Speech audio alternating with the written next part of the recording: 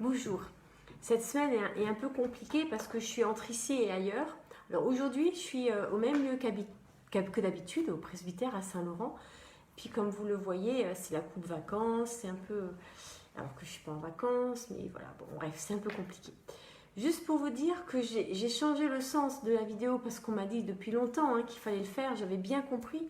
Mais vous voyez, le visuel derrière, c'était pas joli. Là, j'ai mis un talit pour cacher et puis bon, ça a du sens aussi d'avoir un talit. Et voilà, c'était juste une question de décor. C'était pas joli quand je le mets comme ça. Bon, voilà. Puis c'est entre deux portes. J'ai pas un mur qui soit sympa, ou, vous savez, uniforme et tout ça. Donc j'avais essayé, mais bon, il semblerait que ce soit vraiment mieux comme ça. Alors je remercie ceux qui m'ont fait la réflexion et puis je le fais. Mais voilà, c'était juste pour ça. C'était pas pour autre chose. Aujourd'hui, je nous invite à continuer. Vous voyez, Dieu promet une postérité à Abraham. Et souvent dans nos vies, on a ces temps où Dieu nous montre des choses, où Dieu nous dit des choses, où Dieu nous met des choses à cœur. Et puis à ce pas difficile à voir se réaliser au fond la promesse dans le réel. Moi, j'étais toujours encouragée par les livres de témoignages de gens qui faisaient, par exemple, Jeunesse en mission, qui a démarré par cet homme qui a eu cette vision de vagues de jeunes déferlant sur le monde et qui a démarré Jeunesse en mission comme ça dans son garage. J'ai toujours trouvé ça formidable et j'ai toujours prié en disant Seigneur, ne me demande pas ça. Voilà, tu vois, vous savez, c'est juste que vraiment, sois sympa, je t'aime de tout mon cœur, je te servirai toute ma vie, mais pas ça, j'ai pas... Et puis voilà, arrive le jour où Dieu dit, bah, c'est maintenant et il faut y aller, il faut le faire.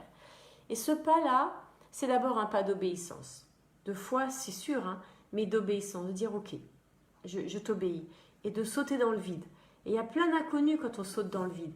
Et ces démarrages-là sont toujours, j'allais dire, presque passionnants, parce que on tâtonne, on apprend. Vous voyez, c'est rigolo, je me disais tout à l'heure, en mettant la vidéo comme ça, enfin le téléphone, c'est entre deux portes. Une que Dieu est en train de fermer et l'autre que Dieu est en train d'ouvrir. Et au milieu, il y a l'horloge qui dit l'heure. C'est l'heure. Voyez. Et entre ces deux portes, celle qu'il ferme et celle qu'il ouvre, il ouvre une porte sur quelque chose d'inconnu. Tout ça pour nous montrer finalement qu'on vit tous ça, d'une manière ou d'une autre, dans un moment ou un autre de nos vies, pour différentes raisons. Et ce qui importe, c'est au fond vous voyez, le talit, c'est le talit que j'ai mis pour cacher, voilà, je vous le dis, le porte-manteau qui est derrière.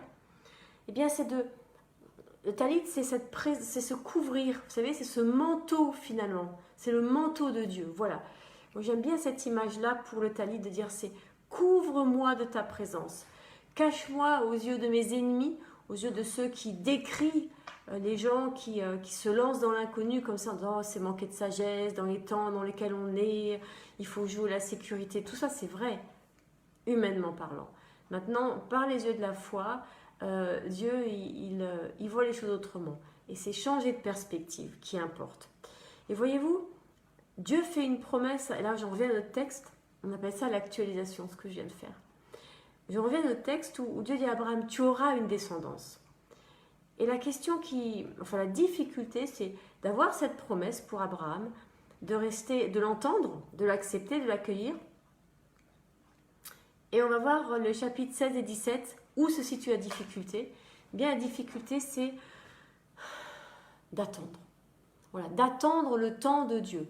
Et là, Dieu, au chapitre 16, ou plutôt Abraham, au chapitre 16, il n'attend pas. Il va trafiquer un truc. Vous voyez, il va parler à Sarah et Sarah va dire oui mais attends, moi je peux pas, c'est pas possible, donc on a reçu une promesse, et bien on va le faire.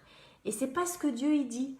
Dieu il dit pas à vous de le faire, il dit je te promets ça, attends, au fond. Et Sarah intervient, à l'époque c'est encore Sarai intervient. Et elle dit à Abraham, va avec Agar. Tu vas. Et puis on va dire, elle accouche sur mes genoux, et puis on va dire que cet enfant c'est le mien. Et c'est juste pas possible. Voilà, on ne peut pas demander ça, j'allais dire, à une mère, à n'importe quelle mère. Et donc, Ismaël vient au monde un peu dans ces conditions-là, Alors il a une mère Agar, sa mère naturelle, Sarai et sa mère, sa mère. Waouh, pauvre gamin. Voilà, pauvre gamin. En termes d'identité, ça va être compliqué. On sent déjà que ça va être compliqué. Et c'est intéressant de voir comme cette espèce de double identité, elle est toujours là. Puisque les musulmans disent, vivent comme étant les descendants d'Ismaël. Eh bien, finalement, quelque part, il y a toujours quelque chose qui est là dans leur histoire, cette question de la double identité, de savoir, je suis le fils de qui. Et puis, c'est là où j'ai pu rédiger la postface d'un livre que Jonathan, mon ex-mari, pardon, avait écrit avec l'imam autour de Bordeaux, par là-bas. Il s'appelait Frères Amis, voilà. Et ils avaient mis en lumière les différences entre judaïsme et islam. Et la postface, j'avais vraiment eu à cœur de dire, mais au fond, en Ismaël, puisque les musulmans se reconnaissent d'Ismaël, en Ismaël, on est tous à genoux devant le même Dieu. Qu'on soit en Jésus, en Ismaël, en Abraham, en Moïse, on est tous à genoux devant l'Éternel, le Dieu de la Bible. Voilà, le Dieu de la Bible. Et je pense que c'est important qu'on entende tous qu'on a à faire, alors tchouva pour les juifs, la repentance pour les chrétiens, je ne sais pas comment disent les musulmans, avoir une révélation de qui est Dieu. Et Dieu, c'est l'Éternel Dieu qui s'est révélé dans la Bible. Voilà. Et puis cette difficulté, vous savez, de trouver l'équilibre entre faire ce qui est à faire et pas faire à la place de Dieu. Et là, Sarai, elle fait à la place de Dieu. Et franchement, c'est une catastrophe. C'est une catastrophe qu'on paye encore aujourd'hui. Et moi, ça me renvoie à ce temps particulier qu'on vit dans Huitanu, où il faut faire, mais pas à la place de Dieu. Vous savez, de trouver où Seigneur, garde-nous, et c'est ma prière, hein, garde-nous de faire à ta place. Garde-nous d'aller trop loin dans ce qu'on veut faire pour que ce soit vraiment toi qui fasses les choses. Et ça, c'est un apprentissage. Et on peut s'entourer des gens du monde entier et entendre les expériences des gens du monde entier. Au fond, quelque part, ça ne sert à rien, dans le sens où il va falloir que nous la prenions pas à pas avec le Seigneur. Vous savez, vous vous êtes rendu compte de ça. Quand on a des enfants, nous, on a notre expérience d'adulte et on a beau leur dire, mais tu sais, quand j'étais enfant, moi j'ai vécu. Combien de fois ma mère m'a dit, mais tu penseras à moi un jour. Et enfant, ça m'énervait. Mais aujourd'hui, adulte, je sais combien c'est vrai. Et j'élève ma fille en me disant, mais Seigneur, combien c'est vrai ce que me disait ma mère déjà quand j'étais moi-même enfant. Et quand je la vois, ma fille refaire certaines erreurs, entre guillemets, que je ne pourrais pas lui éviter parce qu'elle a besoin d'apprendre. Et d'être connectée au fond à Dieu aussi, qui lui apprendra des choses directement et que c'est au-delà de... Vous voyez, ça m'échappe. Voilà, ça m'échappe.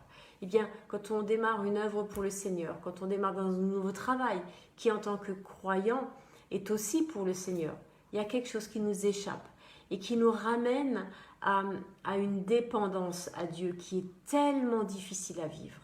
Voilà, c'est tellement difficile à vivre. Et bien souvent, on est Sarai.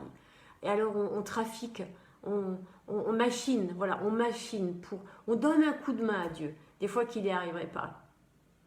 Je suis comme ça, je l'avoue.